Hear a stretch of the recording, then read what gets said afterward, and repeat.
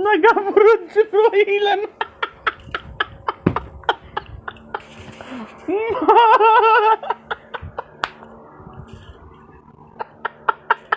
Ingat.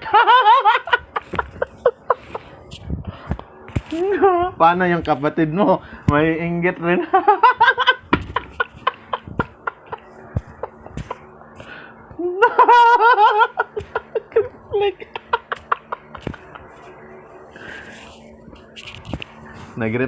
Nag-reflect sa dugo ni tatay niya at sa nanay niya. Yung nanay niya, pok-pok na bitch, nag-reflect kayo ningay.